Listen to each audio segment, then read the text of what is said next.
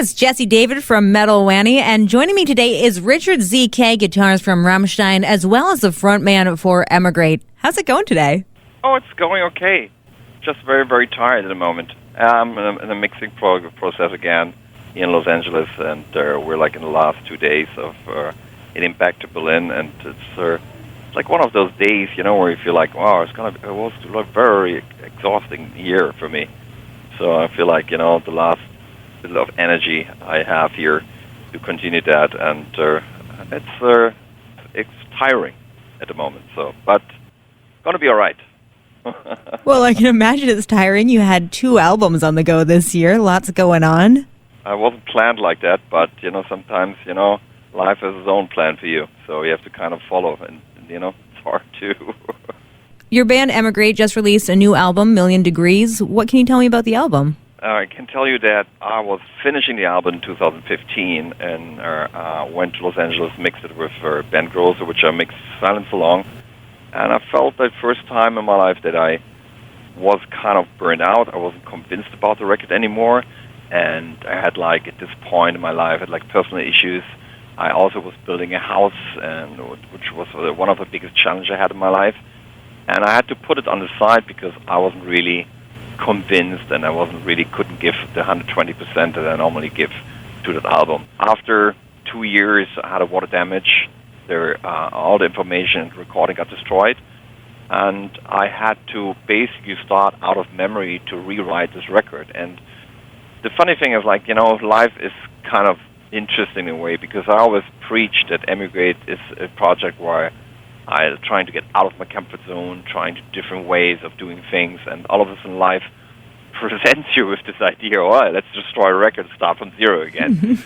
And in the beginning, I was obviously freaked out and angry, and but then after a while I realized that life gave me the opportunity to get my passion back, and I'm really thankful and grateful for this situation, and it was fun doing it, even though it was very different from what I did before, writing out of memory. But in the end of the day, I felt like that was the right thing to do, and I'm very, very happy that when I listed the record, that I can sit and think I'm proud of it, 100% behind the record, and so it was a good thing to do so, even though it was very hard. Well, I've been listening to A Million Degrees. It was released November 30th. I've been listening to it nonstop. And I think what I appreciate are all the guests that you have that featured on the album. I mean, your last album, Silence Along, you had Lemmy, Marilyn Manson, Jonathan Davis. This time around, right, you had Till, you had Ghost frontman Tobias, Billy Talent's frontman Benjamin. What was it like collaborating with all these guys? Well, every song obviously has a different story, I mean, always trying to kind of be open that the song always tells me where the song wants to go and which singer he wants to be on it. And this time, it was kind of interesting because I felt like often with those singers, normally I would have them sing the whole song, but this time it was more kind of a duet, because I guess I was much more comfortable with my own vocal performance. And so there's more like a kind of duet situation going on where, on the Furious record, people would sing the whole song. But, for example, with Tobias from Ghost, when I was writing the song, I'm Not Afraid, I was thinking of him and his whole appearance, as the church leader or whatever. But I didn't know him, so years passed, and I was we're looking for producer for Rammstein, and I realized that the 3 people on the list were also working with Ghost, so I called him up, asking him his experience with those producers, and then he actually told me that he was going to be in Berlin, and we met up, and we really hit it off immediately, and asked him if he interested in doing any kind of collaboration, and then he told me that he's never done something like that, and he's not doing it, and he's not interested in that, but I asked him anyway if he would care of listening to the song that I thought of him.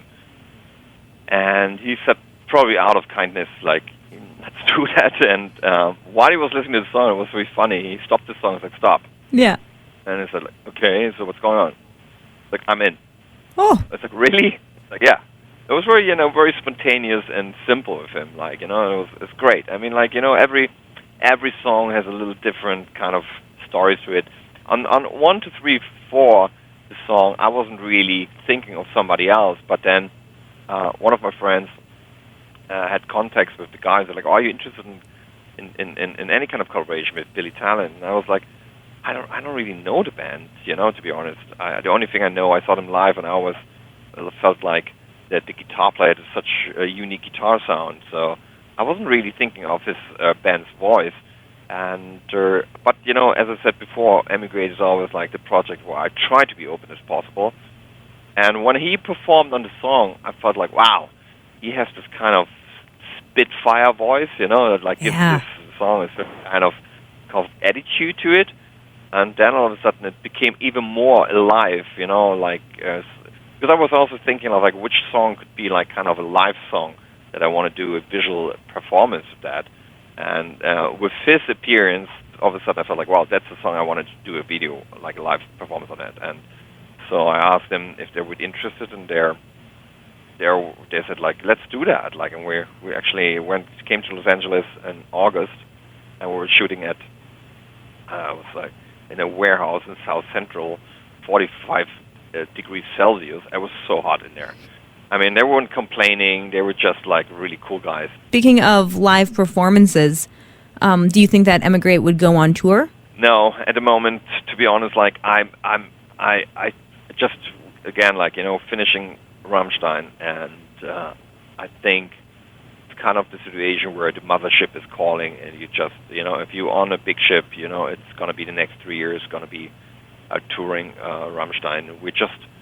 I think we just sold out our first stadium tour in 4 hours, so probably it's going to be another stadium tour in 2020 as well, I think. And if this goes well, we'll probably be on tour for the next 3-4 years. So, but the other day I was thinking of, that would be fun, like to actually like play an Emigrate song with Rammstein together. That would be actually a cool thing. I always say that, and it's really the truth is like that. I'm like at the moment my life musically-wise is very good and balanced. I have Rammstein as a main wife, right? Yeah. I have my little lover on the side, Emigrate, which I really enjoy to do. But when the main wife is calling, you have to know where to go. That's right. That's right. Well, speaking of performing a song with maybe an Emigrate song with Rammstein, the track "Let's Go." You had Till, working together on that track. Was it different working with him for that one compared to Rammstein? No, actually it wasn't. Like, I'm like, the same kind of, we know each other for so long, and we're always working. Like, even like when we do Rammstein song, we're working before we actually introduce the song to the band. So he always like, comes to my studio, and like, if you're lucky, you get an hour, and then he's gone, and you have to deal with what you have on tape. It's always the same story with him. He's like, he's a guy that has a lot of things to do, and he's just coming in and singing, and then he's gone, Yeah. But this song, it was interesting because this song has been written, like, actually the idea is like, goes back to my first Emigrate record. Because the funny thing is, like, actually, one of the reasons I started Emigrate was because we were trying to do something just Richard Till. And it was one of the first songs I wrote.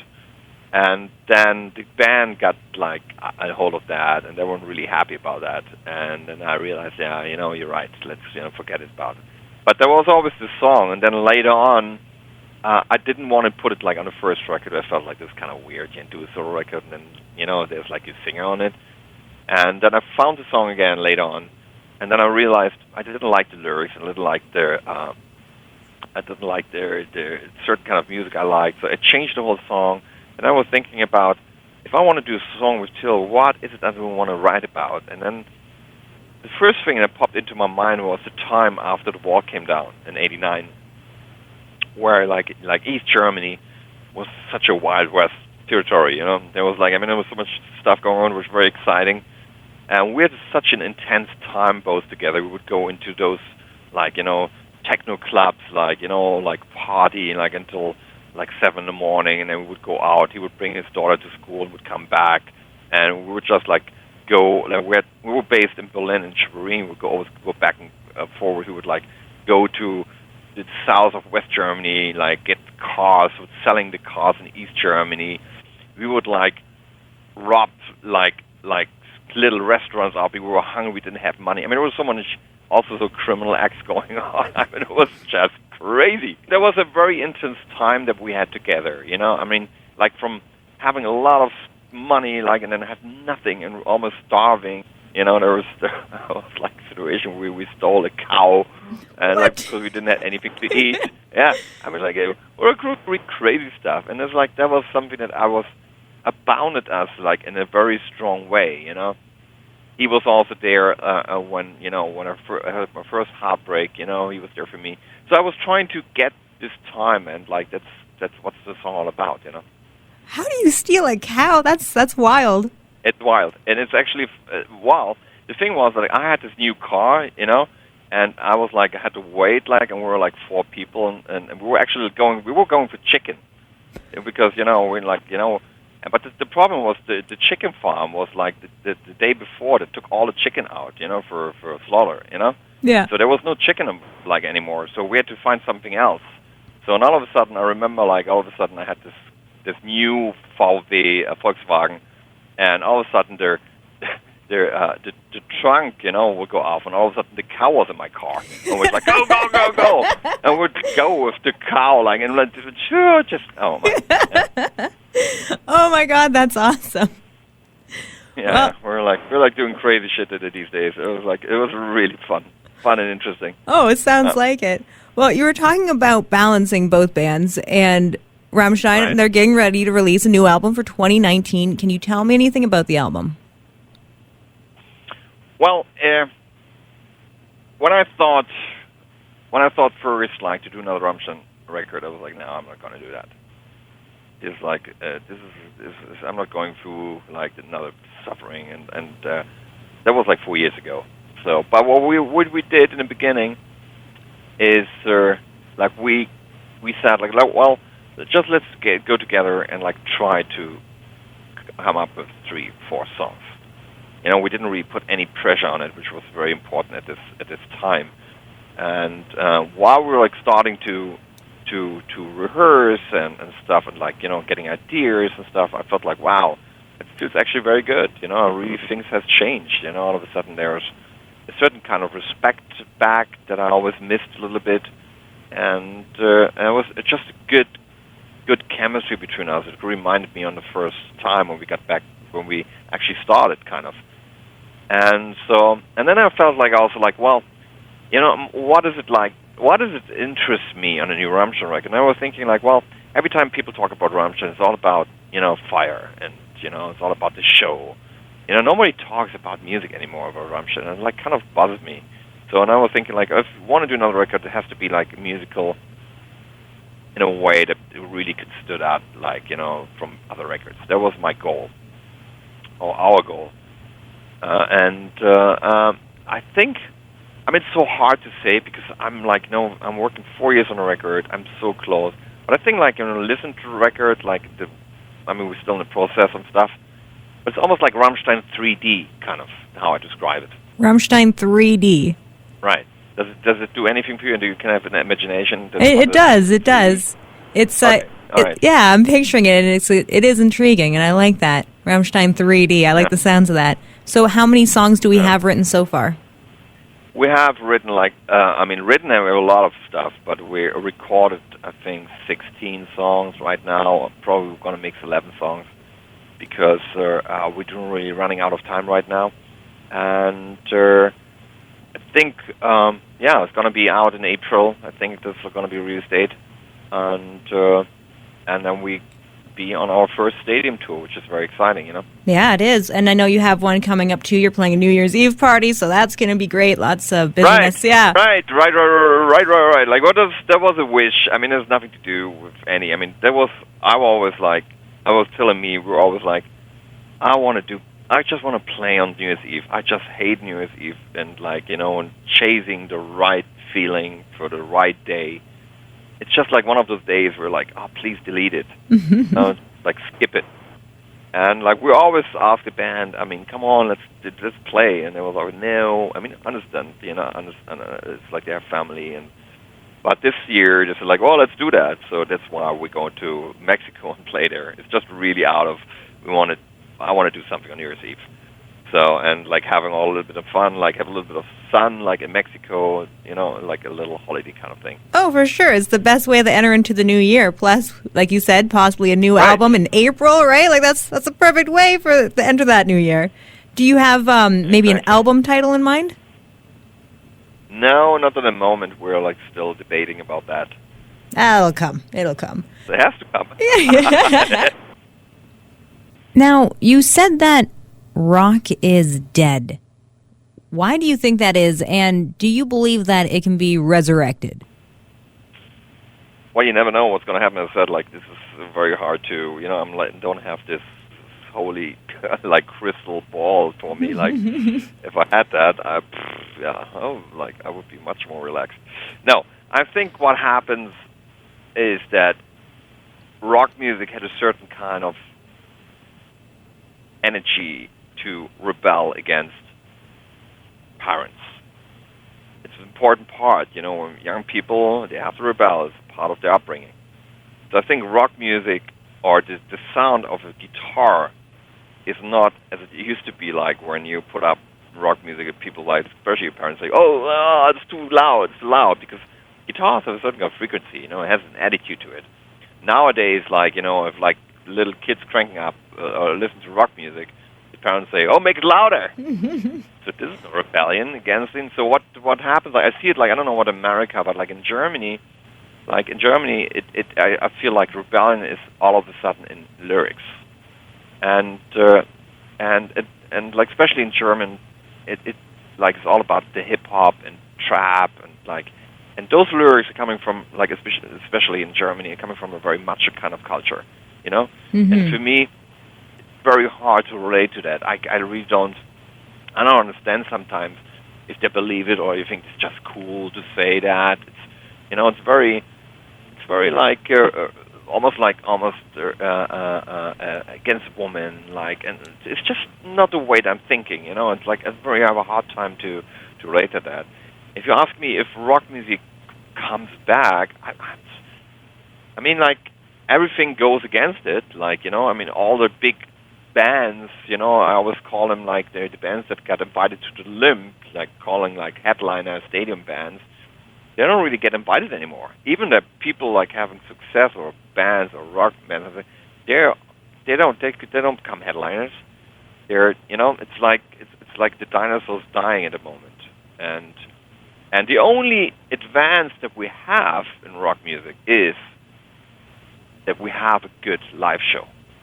If you see hip-hop acts, most likely 90% is quite boring, Yeah. So that's the only thing we have when you actually see somebody on stage to interact with each other in the way that they're, making music. So we have to, that's something that we have to keep, and that's the only way to survive, And the funny thing is, like, the other day, I was like at the show, like, there's this band that everyone is waving at the moment, like Greta from Fleet, you probably know that, right? Yep. Yeah. So they were playing in Berlin. So I was kind of like curious about the band. So I went to the show, and I was thinking, like, man, is it, like, important these days that the band reflects the presence? And my answer was yes. Because when I was listening to the band, I was like, wow, this is exactly the sound from the 70s. And, every sound is also a fraction of culture, of climate, of politics, or whatever, of technical achievement, So I felt like it was more like, that's what the sound in the 70s. It doesn't really touch me. It's like, even they have their new songs, I think it's important these days that especially rock bands have to reflect the presence. It's important, otherwise we're going to die. I just have one last question for you. With streaming services like Spotify becoming more and more popular and more albums are being leaked, where do you think the direction of music is going, and how do you think musicians adapt when it comes to releasing a new album? Well, first of all, like, there's something very, very wrong in the streaming world. First of all, I'm happy, first of all, I'm happy that we have been through the time where music is got, like, downloaded and stolen. I tried for many years to preach that can't be that music is free. It can't be. It's like, I'm like, I was trying, but honestly, I actually try to explain to my children, it's like, if I'm writing a song until the end, I probably spend 1,000 hours on working. Yeah. If you would go somewhere else, spend 1,000 hours and nobody's paying you, you're going to be pissed. Of course, yeah. But even my kids didn't understand they were stealing music. I was like, I'm happy right now that we have a situation where music is not free, and also music is not combined with advertising, which I hate as well. You have a little bit of Spotify, like the free trial, but I think it will go away. But there's one thing, a thing that I'm really fighting for that right now because I think it's very wrong. What happens with streaming is at the moment, if you, for example, paying 10 euros, and let's say you listen only for an Emigrate song, right? Yep. Normally, it would be fair that the 10 euros will go to Emigrate, right? Mm-hmm. Of course. What happened is because it's not artist-based streaming. What happens, every month, you calculate the stream, what's worth. And you get only the one stream. Instead, you 10 euros. So who participates most of streaming? The people that stream most, people that have time, people that have job. A lot of people that listen to rock music, don't really, there's always exception, but most likely they have a job. They don't have time to listen. Most people in hip-hop, there's exceptions. Yep. Their kids, they have time, they stream the most. At the moment, it's that hip-hop participated the most of streaming at the moment. And actually, the irony of the whole story is that rock music has the most production cost. To record the rooms and drums, it's expensive. Hip hop, not so much. So I think it's very important that we have to change that. I'm right now talking to heads of Universal. I'm telling that that I'm very angry about it. I think that there are certain streaming ports like Deezer, the French one. I think they were trying to do that, but at the moment Spotify and Apple has not changed it. But it has to be changed. Emigrate's third album, A Million Degrees, is now available. Richard, thank you so much for taking the time today and chat with me. Of course. That was beautiful. Thank you so much. You have great holidays, okay? Yeah, you as well. Have a good one.